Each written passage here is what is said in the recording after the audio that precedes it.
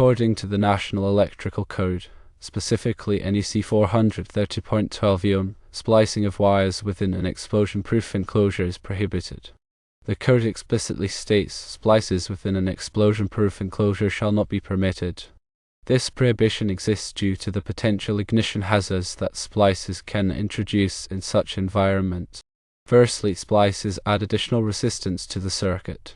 This increased resistance can cause overheating and arcing, which can ignite flammable substances present in hazardous locations.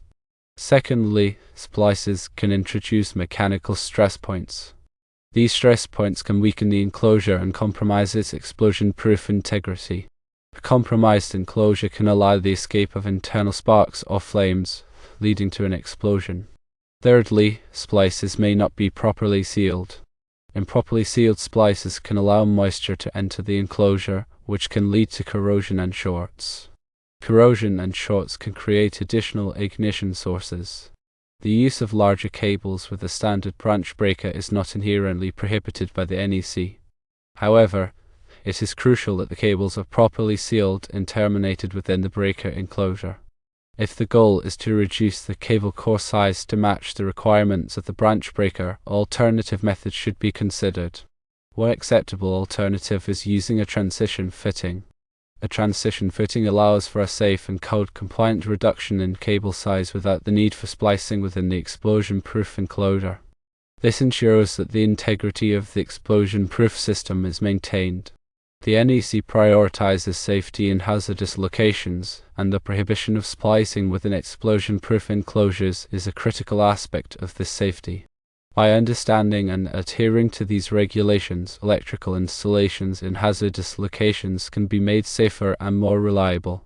Remember to always consult the latest edition of the NEC and relevant local codes for the most up-to-date requirements and interpretations. When working in hazardous locations, it's always best to consult with a qualified electrical engineer or certified electrician who has experience in these specialized environments. This helps ensure that all installations meet the highest safety standards and comply with all applicable regulations.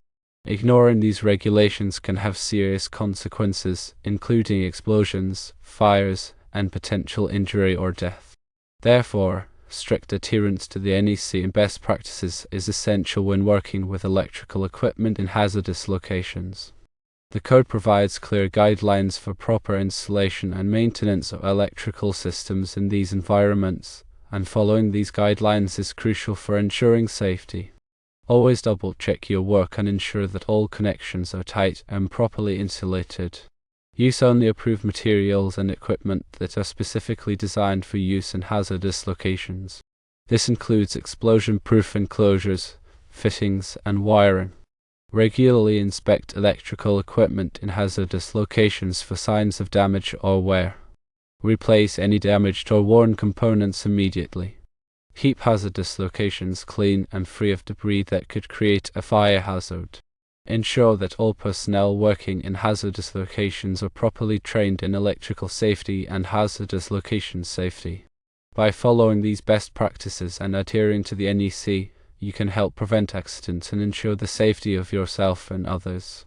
Remember, electrical safety is everyone's responsibility, and it's essential to take all necessary precautions when working with electrical equipment in hazardous locations.